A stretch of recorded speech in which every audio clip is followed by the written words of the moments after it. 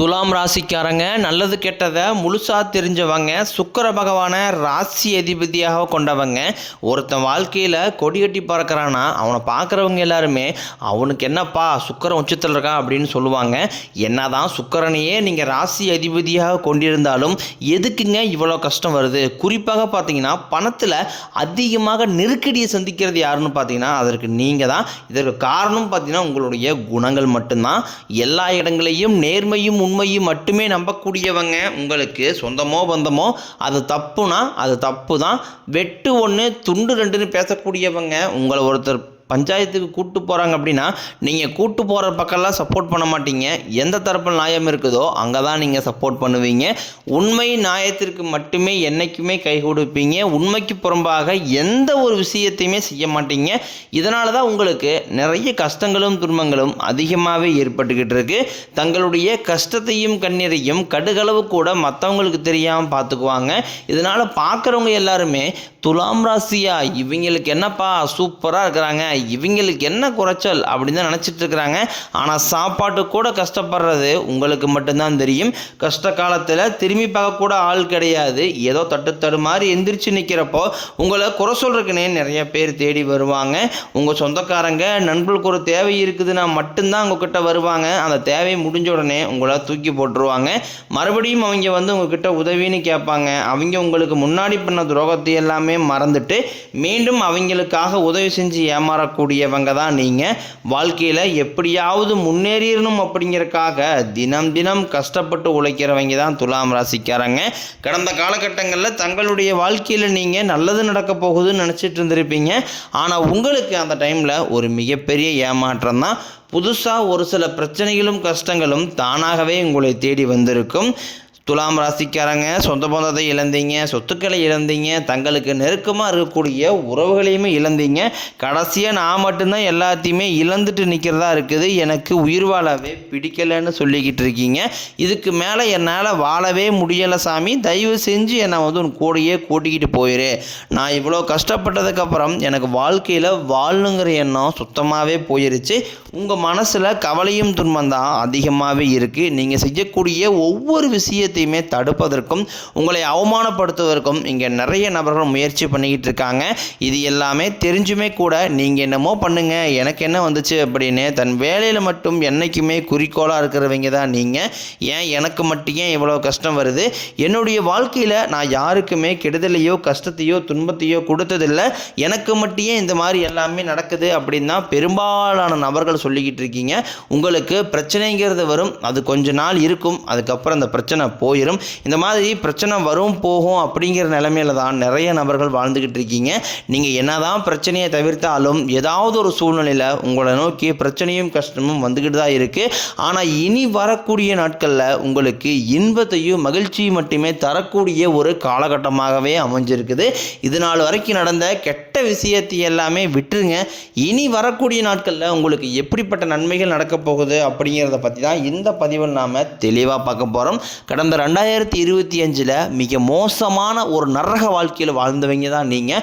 ஆனால் தற்பொழுது இந்த 2026 நிச்சயம் உங்களுக்கு ஒரு மாற்றத்தையும் வெற்றியும் தரக்கூடிய ஒரு ஆண்டாகவே பார்க்கப்படுது. இப்படி தான் சாமி எல்லாருமே சொல்கிறீங்க.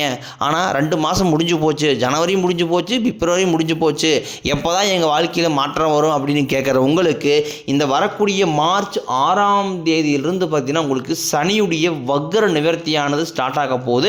அது என்ன சாமி சனியுடைய வக்ர நிவர்த்தி ஒன்றுமே புரியலையே அப்படின்னு நிறைய பேர் கேட்பீங்க. அதாவது பார்த்தீங்கன்னா தற்பொழுது சனி பகவான் பார்த்தீங்கன்னா மீன ராசியில் வக்ர நிவர்த்தி அடைய போகிறாரு. அப்படி வக்ர நிவர்த்தி அடையதுனால என்ன ஆகுன்னு பார்த்தீங்கன்னா இத்தனை நாட்களாக சனி பகவான் பார்த்தீங்கன்னா நீங்கள் செய்த கர்மாவிற்கேற்ற தண்டனைகளை உங்களுக்கு தந்துக்கிட்டு இருந்தார். தற்பொழுது பார்த்தீங்கன்னா இத்தனை நாட்களாக நெகட்டிவாக செயல்பட்ட சனி பகவான் இனி ப்ளஸ்ஸாக மாதிரி உங்களுக்கு செயல்பட போகிறார். சனி கொடுக்க நினைத்தார் எவர் தடுப்பார் அப்படிங்கிற பழமொழியே இருக்குது. அந்த அளவுக்கு உங்களுக்கு சனி பகவான் நல்ல ஒரு மாற்றத்தையும் நல்ல ஒரு முன்னேற்ற முன்னேற்றத்தையும் தரக்கூடிய ஒரு நாட்களாக வரக்கூடிய ஒரு 6 மாதங்கள் அப்படிங்கிறது பார்க்கப்படுது. அதற்கடுத்து பார்த்தீங்கன்னா குருவுடைய வக்ர பயிற்சி இத்தனை நாட்களாக 2ஆம் இடத்துல குரு பகவான் உங்களோட ராசியில் இருந்ததுனால தான் பொருளாதாரத்தில் நிறைய தடுமாற்றமும் பிரச்சனையும் அதிகமாகவே ஏற்பட்டு இருந்திருக்கும். தற்பொழுது 2ஆம் இடத்திலிருந்து 3ஆம் இடமான லக்னஸ்தானத்தை நோக்கி போகிறதுனால இத்தனை நாட்களாக கிடைக்காம இருந்த ஒட்டுமொத்த குரு பயிற்சி பலன்களும் தற்பொழுது உங்களுக்கு முழுமையாக கிடைக்க போகுது. அடுத்ததாக பார்த்தீங்கன்னா சுக்கிர பயிற்சி. சுக்கிர பயிற்சி அப்படின்னு நிறைய பேர் சொல்லுவீங்க. என்னதான் நீங்கள் சுக்கிரனே ராசி அதிபதியாக கொண்டிருந்தாலும் நிறைய கஷ்டங்கள் துன்பங்களும் உங்களுக்கு வந்துக்கிட்டு தான் இருக்குது. ஆனால் தற்பொழுது பார்த்தீங்கன்னா சுக்கிர பகவான் ரிஷப ராசியை விட்டு மிதுன ராசிக்கு வந்திருக்காரு. அதாவது பார்த்தீங்கன்னா அடுத்து வரக்கூடிய 90 நாட்களுக்கு சுக்கிர பகவானும் புதன் பகவானும் சேர்க்கை பார்த்தீங்கன்னா இருக்க போகிறதுனால நல்ல ஒரு உச்சத்திற்கு போகக்கூடிய வாய்ப்புகள் பார்த்தீங்கன்னா இந்த ரிஷப ராசிக்காரர்களுக்கும் துலாம் ராசிக்காரன் உங்களுக்கும் இரண்டு ராசிக்காரர்களுக்கும் கூடுதலாகவே இருக்க போகுது. அதற்கடுத்து பார்த்தீங்கன்னா ராகு கேது பயிற்சி. ஐயோ, ராகு கேது பயிற்சியா சொன்னாவே பார்த்தீங்கன்னா எல்லாருமே பயப்படுவாங்க. ஏன்னா இந்த ராகு கேது காலகட்டம் அப்படிங்கிறது கடந்த காலகட்டங்களில் நிறைய இழப்புகளை தான் அதிகமாகவே உங்களுக்கு தந்துட்டு இருந்திருக்கும். இதே மாதிரி வரக்கூடிய நாட்களில் நடந்துருமா அப்படின்னு நிறைய பேர் கேட்பீங்க. ஆனால் அப்படி கிடையாது. ஆனால் தற்பொழுது நடக்கக்கூடிய இந்த ராகு கேது பயிற்சியானது பார்த்தீங்கன்னா உங்களுக்கு கடந்த காலகட்டங்களில் உடல் சார்ந்த பிரச்சனைகளை முழுவதுமாகவே நிவர்த்தி பண்ணக்கூடிய ஒரு காலகட்டமாகவே பார்க்கப்படுது.